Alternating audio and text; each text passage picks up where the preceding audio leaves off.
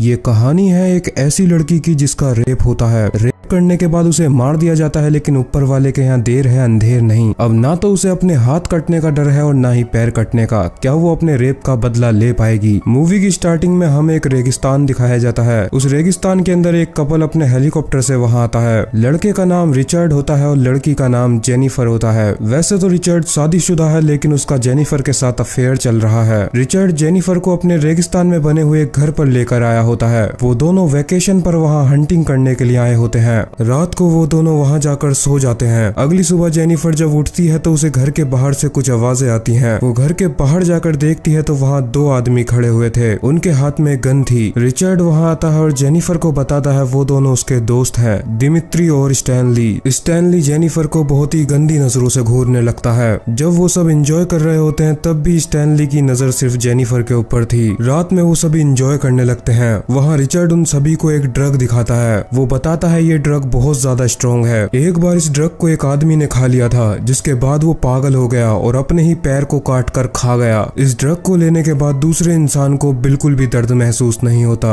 Enjoy करते time Jennifer का dance करने का मन करता है। वो रिचर्ड को अपने साथ डांस पे बुलाती है, लेकिन रिचर्ड काफी ज्यादा थक चुका था। वो जेनिफर को मना कर देता है। इसलिए जेनिफर स्टैनली के साथ ही डांस करने लगती है। इसके बाद से स्टैनली तो जेनिफर के ऊपर बिल्कुल फिदा हो चुका था। अगले दिन जेनिफर जब उठती है तो वो देखती है वहाँ रिचर्ड नहीं होता। स्टैनली उसे बताता है वो किसी काम से बाहर गया है। स्टैनली जेनिफर को खाने पर इनवाइट करता है और वो दोनों साथ बैठकर खाने लगते हैं, लेकिन स्टैनली बातों बातों में ही जेनिफर से फ्लर्ट करने लगता है। ये बात जेनिफर को पसंद नहीं आती और वो उठकर अपने कमरे में चली जाती है। जेनिफर अपने रूम में कपड़े चेंज करने लगती है, लेकिन स्टैनली उसे बाहर से अभी भी घूरे जा रहा था। अब स्टैनली सीधा कमरे के अंदर घुस जाता है। वो जेनिफर से बातें करने लगता है। बातों बातों में स्टैनली जेनिफर को प्रपोज कर देता है, लेकिन जेनिफर उससे मना कर देती है। स्टैनली से बोलता है फिर रात को मेरे साथ डांस करने का क्या मतलब था, जिस पर जेनिफर बताती है कि वो तो सिर्फ उसने ऐसे ही कर लिया था। लेकिन अब स्टैनली बेकाबू हो चुका था। वो जेनिफर के साथ बदतमीजी करने लगता है। तभी उनके रूम में दिमित्री भी पहुंच जाता है। जेनिफर उससे मदद मांगती है, लेकिन दिमित्री बिना कुछ बोले ही वहाँ से चला जाता है। स्टैनली जेनिफर के साथ बदतमीजी करता है और वो उसका रेप करता है। सीन शिफ्ट होता है और अब रिचर्ड घर आ जाता है। रिचर्ड जब घर आता है तो स्टैनली उससे सारी बात बता देता है। सारी बात सुनने के बाद रिचर्ड जेनिफर के पास जाता है। जेनिफर बहुत ही ज्यादा सदमे में अपने बेड पर लेटी हुई थी। वो रिचर्ड से बोलती है कि वो जल्दी से हेलीकॉप्टर बुला दे और वो वहाँ से जाना चाहती है। रिचर्ड जेनिफर से बोलता है वो वहाँ पर हेलीकॉप्टर बुला देगा और साथ ही में उसने जेनिफर के अकाउंट में काफी सारे पैसे भी ट्रांसफर कर दिए हैं। इन पैसों के बदले उसके साथ यहाँ पर जो भी हुआ है वो सारी बातें भूल जाए। एक तरीके से वो जेनिफर को खरीद रहा था, लेकिन जेनिफर को कोई पैसे नहीं चाहिए थे। रिचर्ड की ये बात सुनते ही उसे बहुत ज्यादा गुस्सा आ जाता है। वो रिचर्ड से वहाँ तुरंत हेलीकॉप्टर बुलाने के लिए बोलती है। वो उसे धमकाने लगती है, अगर उसने हेलीकॉप्टर नहीं बुलाया तो वो उसकी वाइफ को कॉल करके सब बता देगी। ये बात सुनकर रिचर्ड को भी गुस्सा आ जाता है और वो जेनिफर के एक चांटा मार देता है। अब जेनिफर वहाँ से भाग जाती है और रिचर्ड भी उसके पीछे पीछे भागने लगता है। दिमित्री और स्टैनली उन दोनों को भागता हुआ देखकर वो भी उनके पीछे चले जाते हैं, लेकिन जेनिफर गुस्से में ये भूल गई थी कि वो एक रेगिस्तान के अंदर है। वो बस भागती ही जा रही थी, लेकिन आगे चल के एक डेड एंड आ जाता है। उसके आगे खाई थी। तभी वहाँ पर वो तीनों भी पहुंच जाते हैं। रिचर्ड उसे बातों में फुसलाने लगता है। वो जेनिफर से बोलता है वो उसकी सारी बात मानेगा और वो हेलीकॉप्टर को बिल्कुल अभी बुला देगा। वो फोन निकालकर हेलीकॉप्टर को बुलाने का भी नाटक करने लगता है। रिचर्ड उससे बोलता है हेलीकॉप्टर वहाँ कुछ ही देर में पहुंच जाएगा। ये बात सुनकर जेनिफर को थोड़ा आराम मिलता है, लेकिन तभी रिचर्ड उसकी तरफ बढ़कर उसे खाई में धक्का दे देता है। जेनिफर खाई में एक पेड़ की टहनी पर जाकर गिरती है। टहनी उसके पेट के आर पार हो चुकी थी। वो तीनों ऊपर से देखते हैं जेनिफर मर चुकी है और वो वहाँ से चले जाते हैं। घर जाकर वो तीनों डिसाइड करते हैं जेनिफर का नामो निशान मिटा देंगे। वो उसके कपड़े और उसकी डेड बॉडी सब कुछ जला देंगे, जिससे पुलिस को कभी जेनिफर मिलेगी ही नहीं। सीन शिफ्ट होता है और हमें दूसरी साइड जेनिफर को दिखाया जाता है। उसकी बॉडी के ऊपर काफी सारी चींटियां चल रही होती हैं, लेकिन तभी अचानक से जेनिफर को होश आ जाता है, जैसे मानो ऊपर वाले ने उसे एक और मौका दिया हो। उसके पेट के लकड़ी आर पार हो चुकी थी। उसके बहुत ज्यादा खून बह रहा था, लेकिन फिर भी जेनिफर जिंदा थी। ये किसी चमत्कार से कम नहीं था। वहीं उसके पास एक लाइटर पड़ा हुआ होता है। जेनिफर उस लाइटर को उठा दिखाती है और अपने नीचे पेड़ में आग लगा देती है, जिससे टहनी जल जाती है और वो पेड़ टूट जाता है। जेनिफर बच चुकी थी लेकिन अभी भी उसके पेट में छोटा सा लकड़ी का टुकड़ा रह गया था। दूसरी साइड वो तीनों जेनिफर की बॉडी के पास आ रहे होते हैं ताकि वो सब उसको जला सकें, लेकिन जब वो वहाँ पहुँचते हैं तो देखते हैं वहाँ से जेनिफर गायब थी। अब वो तीनों खाई में नीचे आ जाते हैं। वहाँ उन्हें काफी सारे खून के निशान दिखते हैं। वो समझ चुके थे कि जेनिफर अभी भी जिंदा है, लेकिन उन्होंने जेनिफर को अपने सामने मरते हुए देखा था, तो इस बात पर यकीन करना थोड़ा मुश्किल था। वो सभी खून के निशान का पीछा करते हुए एक तालाब तक पहुँचते हैं। वो तीनों डिसाइड करते हैं कि वो जेनिफर को अलग अलग जाकर ढूंढेंगे। वहीं दिमित्री को टॉयलेट आने लगता है और वो उसी तालाब में टॉयलेट करने लगता है। वो अपनी बंदूक को वहीं साइड में रख देता है। वहीं पीछे जेनिफर छुपी हुई थी। वो मौका देखकर उस बंदूक को उठा लेती है। वो दिमित्री को शूट ही करने वाली होती है, लेकिन उस गन का लॉक लगा हुआ था। दिमित्री भागकर उससे अपनी गन छीन लेता है और उसे मारने लगता है। वो अपने साथियों को भी बता देता है कि उसे जेनिफर मिल चुकी है, लेकिन तभी जेनिफर दिमित्री की जेब से उसका ही चाकू निकाल लेती है। वो उस चाकू से उसकी आंख पर कई सारे वार करती है और आखिरकार वो दिमित्री को बड़ी ही बेरहमी से मार डालती है। वो उसका चाकू और बंदूक अपने पास ही रख लेती है। वो दिमित्री की गाड़ी उठाकर एक गुफा की तरफ चली जाती है। गुफा के अंदर जाकर वो आग जला लेती है। उसे दिमित्री के बैग से एक बियर की कैन मिलती है। उसे एक आइडिया आता है। उसके पास वो रिचर्ड का बहुत ही खतरनाक ड्रग रखा हुआ था। वो उस ड्रग को खा लेती है। वो ड्रग इतना पावरफुल था कि अब जेनिफर को कोई भी दर्द महसूस नहीं हो रहा था। उसके सारे बॉडी पार्ट काम कर रहे थे, लेकिन उसे दर्द महसूस नहीं हो रहा था। वो चाकू को गर्म कर कर अपने पेट को चीरने लगती है और उस लकड़ी के टुकड़े को बाहर निकाल देती है। अब उसके पेट से काफी ज्यादा खून निकल रहा था। वो उस बियर की कैन को काट कर उसे गर्म कर लेती है और उसे अपने पेट पर लगा लेती है, जिससे उसका खून निकलना भी अब बंद हो चुका था। अगली सुबह स्टैनली दिमित्री को ढूंढता हुआ उसी तालाब पर पहुंचता है। वहाँ तालाब के अंदर उसे दिमित्री की बॉडी दिख जाती है। उसका चेहरा बुरी तरीके से सड़ चुका था। ये देखकर स्टैनली को बहुत ज्यादा गुस्सा आता है। तभी वहाँ पर रिचर्ड भी पहुंच जाता है। रिचर्ड और स्टैनली दिमित्री की बॉडी में काफी सारे पत्थर बांध देते हैं। फिर उसकी बॉडी को भी तालाब के अंदर फेंक देते हैं ताकि किसी को भी पता न चल पाए कि वहाँ क्या हुआ था। अब वो दोनों अलग अलग हो जाते हैं ताकि वो जेनिफर को जल्दी से ढूंढ सकें। दूसरी साइड जेनिफर उन सभी को मारने के लिए बिल्कुल तैयार थी। उसके पास चाकू था, बंदूक था और एक दूरबीन भी थी। वो दूरबीन से स्टैनली की कार को देख लेती है। काफी दूर चलने के बाद स्टैनली की कार का पेट्रोल खत्म हो जाता है और इसी मौके का फायदा उठाकर वहाँ जेनिफर पहुंच जाती है। वो अपनी गन से स्टैनली के ऊपर शूट कर देती है, लेकिन उसका निशाना चूक जाता है और वो स्टैनली के कंधे पर लग जाता है। अब स्टैनली काफी ज्यादा डर चुका था और वो डर कर वहाँ से भागने लगता है, क्योंकि उसे लग रहा था जेनिफर को मारना नामुमकिन है। वो बहुत ज्यादा डर चुका था। स्टैनली डर कर वहीं छुप जाता है। जेनिफर स्टैनली को ढूंढने लगती है, लेकिन स्टैनली उसके पीछे ही खड़ा हुआ था। वो भी अपनी गन से जेनिफर के ऊपर शूट कर देता है, लेकिन वो काफी ज्यादा घबराया हुआ था, जिसकी वजह से वो गोली जेनिफर के कान को छूकर निकल जाती है। स्टैनली भागकर कार पर जाता है। वो कार को चलाकर जेनिफर के ऊपर चढ़ाने वाला था, लेकिन जेनिफर अपनी गन लेकर स्टैनली के ऊपर शूट करने लगती है। वो स्टैनली के ऊपर काफी सारी गोलियां चलाती है, लेकिन एक भी गोली स्टैनली को नहीं लगती। आखिरी मौके पर एक गोली स्टैनली को लग जाती है और उसकी वही मौत हो जाती है। जेनिफर ने अपने रेपिस्ट से बदला ले लिया था। दूसरी साइड रिचर्ड जेनिफर को अभी भी ढूंढ रहा था। वो स्टैनली से कांटेक्ट करने की कोशिश करता है, लेकिन स्टैनली कोई जवाब नहीं देता। इसीलिए रिचर्ड अपने घर पर चला जाता है। उसे अब इस जगह से जल्द निकलना था। वो कॉल कर एक हेलीकॉप्टर बुलवा लेता है। अब वो जाकर नहाने लगता है। जब वो नहा रहा होता है तो उसे बाहर से कुछ आवाजें आती हैं। वो अपनी गन लेकर बाहर आने लगता है, लेकिन वहीं बाहर जेनिफर भी अपनी गन लेकर तैयार खड़ी हुई थी। वो रिचर्ड के आते ही उसके ऊपर गोली चला देती है और गोली रिचर्ड के पेट में जाकर लगती है। रिचर्ड दूसरे कमरे में चला जाता है और वो एक पिन्नी को अपने पेट पर लपेट लेता है, जिससे उसका खून बहना रुक जाता है। जेनिफर भी गन लेकर उसे पूरे घर में ढूंढ रही होती है, लेकिन तभी रिचर्ड उसके ऊपर हमला कर देता है। लेकिन आखिरकार जेनिफर रिचर्ड को भी मार डालती है। जेनिफर कमरे से बाहर आती है। पूरे घर की दीवारें लाल हो चुकी थीं। जेनिफर एक लड़की थी और ऊपर से वो बहुत ज्यादा जख्मी भी थी, और फिर भी उसने 3 आदमियों को ढेर कर दिया था, जिनके पास गन की भी कमी नहीं थी। जेनिफर घर से बाहर आती है और वहाँ हेलीकॉप्टर भी पहुंच चुका होता है। इसी के साथ यहीं पर यह मूवी खत्म हो जाती है।